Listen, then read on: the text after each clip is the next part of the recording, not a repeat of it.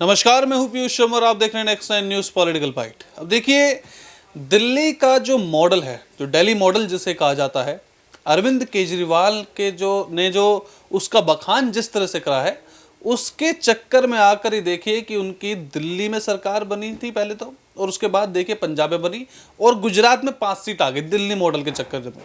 और शिक्षा का जो मॉडल है, क्योंकि देखिए फ्री बिजली, फ्री पानी, फ्री शिक्षा, ये 3 जो बातें हैं वो बार बार अरविंद केजरीवाल जो है वो उनके, हम कह सकते हैं कि एसआईपी बन गया है कि भैया जहाँ भी जाते हैं वो ये 3 का जिक्र कर देते हैं और लोग उनकी झोली में वोट डाल देते हैं। और देखिए कि उनके शिक्षा का जो मॉडल है, जो दिल्ली के स्कूल्स का जो बखान है, वो तो न्यूयॉर्क टाइम्स के पेपर में भी छपा था और जिसका देखिए राग वो आज तक गाते हैं। अब क्या हुआ कि दिल्ली के शिक्षा मंत्री इस वक्त जेल में हैं।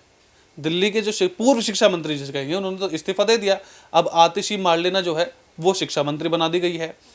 अब क्या हुआ, खबर आज जो डिबेट में करने आया हूँ, कपिल भाई हमारे साथ हैं, तो आज जिस डिबेट में हम बैठे हैं वो उस डिबेट की चर्चा है कि 16,546 जो पद हैं, जो रिक्त पद हैं शिक्षकों के, दिल्ली सरकार के स्कूल्स के अंडर, दिल्ली सरकार के जो अंडर स्कूल्स आते हैं, तो उनमें अभी तक 16,000 शिक्षकों की जो भर्ती है वो नहीं कराई गई, जो कि कब से रिक्त है, 2015 से, जब से अरविंद केजरीवाल की सरकार आई है।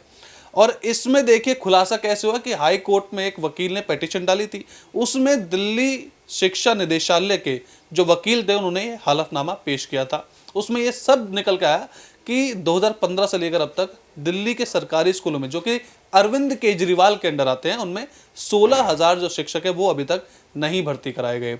और ये जो पोल खोलता है, एक तरह से हम कह सकते हैं, क्योंकि जिस शिक्षा मॉडल की जो बखान अरविंद केजरीवाल, मनीष सिसोदिया बार बार करते थे और अब देखिए आतिशी करेंगी, तो उस शिक्षा मॉडल की जो पोल है वो खुल गई है। क्योंकि देखिए सिर्फ बिल्डिंग बनाने से शिक्षा नहीं ग्रहण होती है। आप जब तक शिक्षक नहीं डालेंगे स्कूलों में तो बच्चे शिक्षा कैसे लेंगे? बिल्डिंग बनाने से थोड़ा ना आ जाएगी उनको शिक्षा। और इसी पर डिबेट के लिए देखिए कपिल भाई हमारे साथ मौजूद है। देखिए कपिल सर, अगर बात की जाए शिक्षा मॉडल की, इस वक्त पूर्व शिक्षा मंत्री जेल में है, स्वास्थ्य मंत्री जेल में है, जो नई शिक्षा मंत्री आई हैं उनकी अंतरकला पहले से ही अब अपनी पार्टी में चल रही है और 16,000 शिक्षकों की भर्ती अभी तक नहीं हुई। तो ये कैसा मॉडल है कि जिसपे सरकार भी बन गई है, 5 सीट गुजरात में भी आ गई और बार बार इसी का बगाना था, ये कैसा मॉडल है? देखिए, अरविंद केजरीवाल की अगर बात करी जाए तो हमने देखा था कि बीजेपी जिस तरीके से अपना काम करती है, उसका प्रचार करती है, ये कहीं ना कहीं कॉपी करने की कोशिश केजरीवाल कर रहे हैं। केजरीवाल अगर कोई काम करते हैं, आप दिल्ली में जाकर देखिए, हर जगह आपको बस पर नजर आएंगे, तमाम तरह के होर्डिंग लगातार नजर आएंगे। हमने देखा कि कोविड का जो टाइम था उसमें काम कम था, यानी कि हल्ला ये ज्यादा था कि ऑक्सीजन नहीं मिल रही है, लेकिन आपने देखा होगा कि एडवर्टीजमेंट जो है वो बराबर टीवी पर आ रहे थे। तो ये साफ तौर पर दिखाता है कि केजरीवाल जो है वो काम करें या ना करें, वो ये दिखाना चाहते हैं कि मैं जो है वो लगातार काम कर रहा हूं दिल्ली के विकास के लिए। आप दिल्ली में सिर्फ शिक्षकों की भर्ती का मामला जिस तरीके से आपने उठाया वो तो देखने लायक, चौंकाने वाला है ही, लेकिन आप देखिए कि बहुत सारी ऐसी चीजें हैं जो दिल्ली में अभी भी खराब है। पानी को लेकर लगातार ये कहते हैं कि हमारे यहाँ गंदा पानी आता है, उस पर जो मनीष सिसोदिया अपना साइंटिफिक लॉजिक बताते हैं वो किसी के समझ के परे है। तो यहां पर साफ तौर पर ये देखा जा सकता है कि केजरीवाल का उद्देश्य सरकार बनाना है और सरकार बनने के बाद वो फिर ये भूल जाते हैं कि अब जनता का कैसे हित जो है वो सोचा जाए। नहीं, बिल्कुल, देखिए जनता का हित सोचा जाए। आपने एक ना मुद्दा उठाया अभी कि एड्स बहुत देते हैं और भाजपा ने उन्हें एडमैन का नाम दे दिया था कि केजरीवाल एडमैन है। और तब देखिए, अगर मैं थोड़ा सा आपके ऊपर एक फैक्ट्स ज़्यादा करना चाहूँगा, क्योंकि पिछले साल एक रिपोर्ट आई थी जिसमें यह बताया गया था कि 2019 के इलेक्शंस में, अगर बात की जाए 2019-20 में जब इलेक्शन जीत गई थी भाजपा, तो उसके बाद से लेकर और 20 के अप्रैल तक केजरीवाल की आम आदमी पार्टी, जो कि एक दिल्ली बेस्ड पार्टी थी, क्योंकि इलेक्शन तो अब जीती है पंजाब का, तो जब पंजाब का इलेक्शन भी नहीं जीती थी, सिर्फ एक ही राज्य में सरकार थी उनकी, तो तब उन्होंने एड्स पर आप सोचिए कि 850 करोड़ रुपए खर्च करे थे। और जो भाजपा है उन्होंने 2019 के बाद, इलेक्शन जीतने के बाद से लेकर 2020 तक पूरे भारत में, सिर्फ एक राज्य की बात नहीं कर रहा, पूरे भारत में 250 करोड़ रुपए खर्च करे थे। तो यानी कि आप छोटे से दिल्ली के लिए 850 करोड़ और पूरे भारत के लिए मात्र 250 करोड़। तो ये देखिए कि इससे पता चलता है कि जो उनके मन में, आम आदमी पार्टी के जो मन है, उसमें ये सिर्फ एक ललक देखी जा सकती है चुनाव जीतने के लिए, और जो दिल्ली मॉडल का जो हवाला देते हैं वो फेल होता जा रहा है। क्योंकि देखिए सत्येंद्र जैन जेल में जा चुके हैं। सत्येंद्र जैन जब स्वास्थ्य मंत्री थे, क्योंकि इस्तीफा दे दिया है, तो केजरीवाल बड़े बड़े दावे करते थे कि हम तो चुटकियों में निकाल लेंगे। और जब सीबीआई की जब पहली रेड पड़ी थी मनीष सिसोदिया की, फिर कुछ नहीं मिला था उन्हें। फिर देखिए ये आम आदमी पार्टी का आईटी सेल जो है वो काफ़ी एक्टिव हो गया था, भाजपा को भ्रष्टाचारी बताने लग गया था। अब जब सब कुछ उनके खिलाफ हो रहा है, दोनों ने इस्तीफा दे दिए।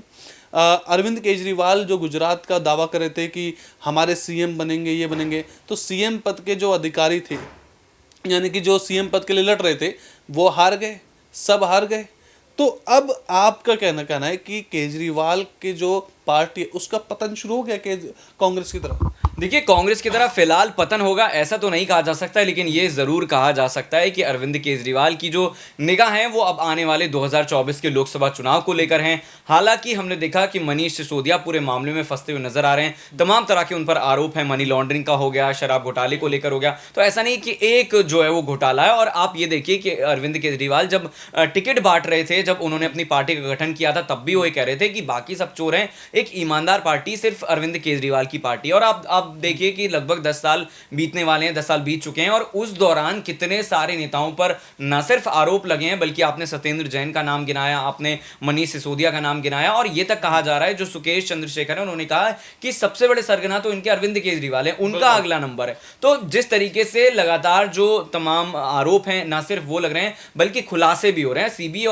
सीबीआई और ईडी अगर किसी को गिरफ्तारी कर रही है तो उसके पीछे कोई ना कोई लॉजिक होगा, क्योंकि अगर नहीं होता तो अरविंद केजरीवाल की जो पार्टी है वो तुरंत सुप्रीम कोर्ट, हाई कोर्ट जाती। आप देखिए कि सुप्रीम कोर्ट जाती है तो वहां पर भी ये कहा जाता है कि आप हाई कोर्ट जाइए, फिर हाई कोर्ट पहुंचते हैं तो आप देख रहे हैं कि लगातार जो रिमांड है वो बढ़ती हुई नजर आ रही है। तो अरविंद केजरीवाल जिस तरीके से ईमानदारी का सर्टिफिकेट बांटते थे, वो ईमानदारी का सर्टिफिकेट फिलहाल फेल होता हुआ नजर आ रहा है। और आने वाले वक्त में अगर इसी तरह से आरोप जो है वो लगते रहे और जेल तमाम नेता जाते रहे, तो पार्टी में जो है वो न सिर्फ बड़ी टूट देखने को मिलेगी, बल्कि कहीं ना कहीं जिस तरीके से आपने बोला कि कांग्रेस का हाल है, वैसा ही हाल हो सकता है। लेकिन इसको लेकर जो है वो लगातार ये दावे किए जाएंगे कि देखिए हमारी जो पार्टी है उसकी पॉपुलैरिटी बढ़ रही, इसीलिए बीजेपी ऐसा कर रही है। नहीं, बिल्कुल। देखिए कि कपिल ने बताया कि अभी कांग्रेस जैसा हाल तो देखिए हाल फिलहाल में तो नहीं होने वाला, लेकिन केजरीवाल की जो देखिए इंटेग्रिटी है उस पर सवाल उठ रहे हैं कि देखिए जो भाजपा को बोलते थे कि ये भ्रष्टाचारी और मैं ईमानदार हूं, तो ईमानदारी के नाम पर जो देखिए इलेक्शन जीते जा रहे थे, अब शायद जनता देखिए थोड़ी जागरूक होगी और पता चलेगा कि इस ईमानदारी के चेहरे के पीछे भी एक केजरीवाल है जो कि घोटाले करता है। अब देखने वाली बात तो ये कि आखिर केजरीवाल के घर पर सीबीआई की रेड कब तक पड़ती है। अनुराग ठाकुर ने साफ बोल दिया है कि भले ही मनीष सिसोदिया इसके मास्टरमाइंड हो, लेकिन किंग पिन कौन है? अरविंद केजरीवाल। अगर ये वीडियो आपको अच्छी लगे तो इस वीडियो को लाइक कीजिए, शेयर कीजिए, हमारे चैनल सब्सक्राइब कीजिए। तब तक आप देखते रहिए नेक्स्ट 9 न्यूज़ पॉलिटिकल बाइट।